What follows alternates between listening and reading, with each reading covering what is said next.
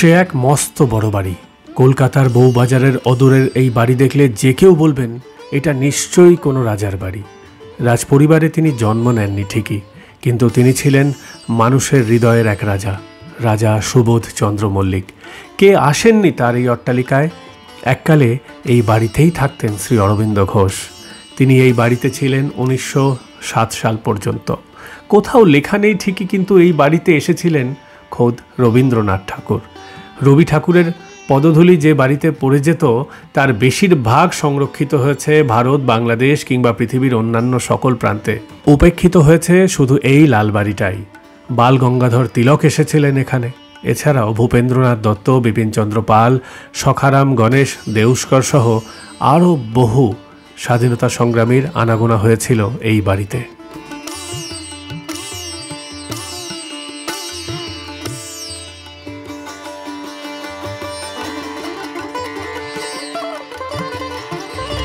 রাজা সুবোধ মল্লিককে ঘিরে বহু ইতিহাস রয়েছে, যেগুলো ডকুমেন্টেড করা হয়েছে। ঋষি অরবিন্দের সঙ্গে তার সম্পর্ক ছিল, স্বাধীনতা সংগ্রামের সঙ্গে প্রত্যক্ষভাবে যোগাযোগ ছিল, রাজা না হয়েও পেয়েছিলেন রাজা উপাধি। সেই সমস্ত গল্পই জানবো আজ। স্বদেশী আন্দোলনের অন্যতম গর্ভগৃহ ছিল এই বাড়িটা।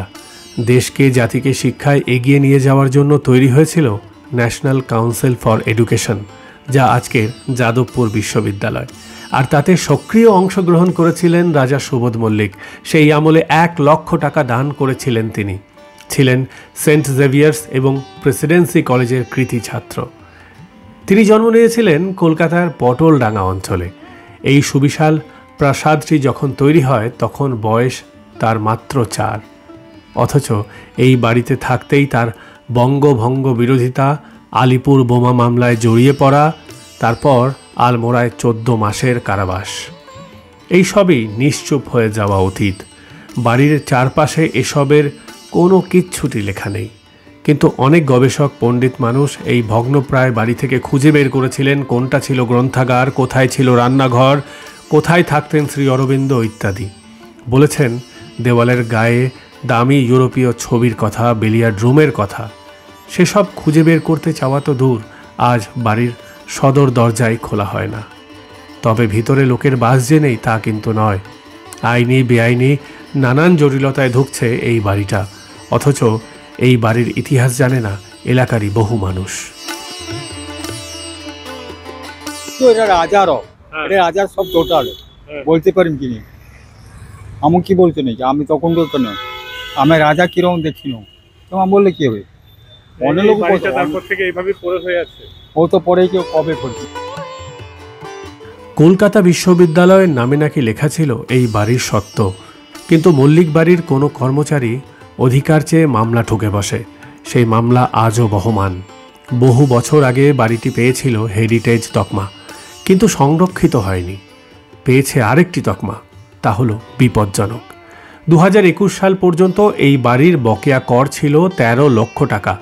মামলা, মোকদ্দমা, আইনি বেআইনি বহু সমস্যার ফলে এখন এই বাড়ি সম্পর্কে প্রশ্ন করলে অনেকেই এড়িয়ে যাওয়া শ্রেয় বলে মনে করেন।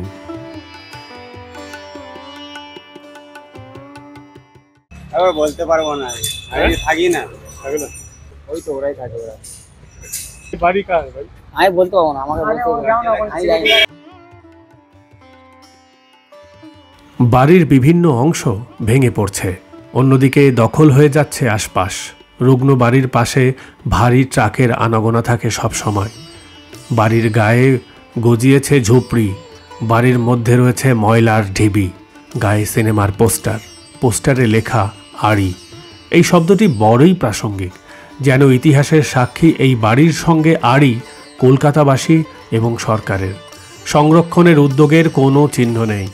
এই কলকাতায় হেস্টিংস, সোহরাওয়ার্দীদের বাড়ি সংরক্ষিত হয়, কিন্তু অবহেলিত থেকে যায় রাজা সুবোধ মল্লিকের ইতিহাস মাখা এই বাড়িটা।